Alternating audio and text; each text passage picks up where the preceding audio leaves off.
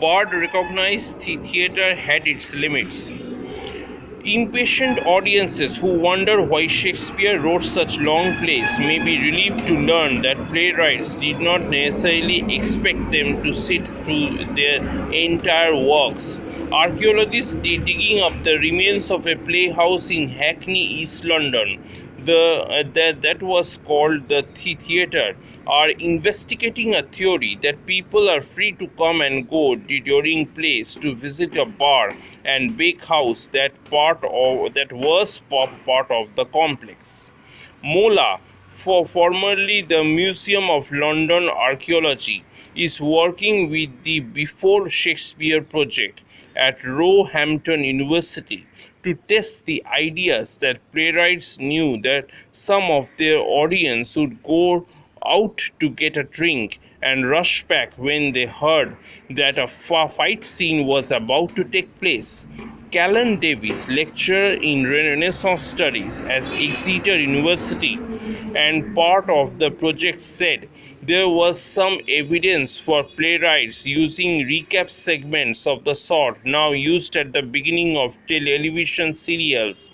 He cited Cymbeline, one of Shakespeare's later plays.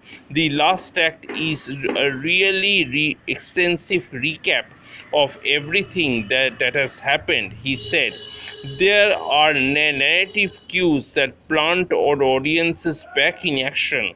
He said that commentators of the time remarked on how spectators went to play houses for the social aspect as much as for the entertainment.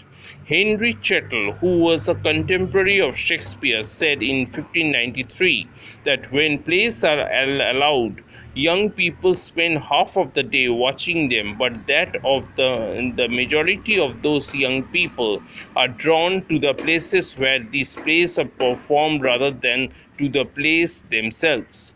He added that Middlesex Council complained in 1612 that people were turning up at the end of the performances to watch the bawdy jigs that followed them.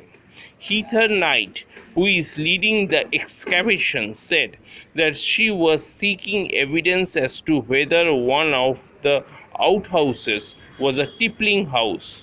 If you think about 4 years at cinemas now, it's the place where you meet your friends, where you buy food and drink. It's as much part of the cinema experience as going to see a film.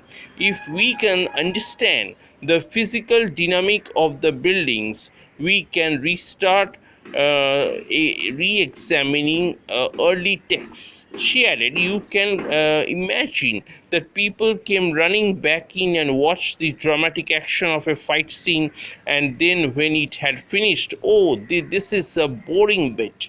It would be more of a festival experience than how we now go and sit and watch performances by Shakespeare.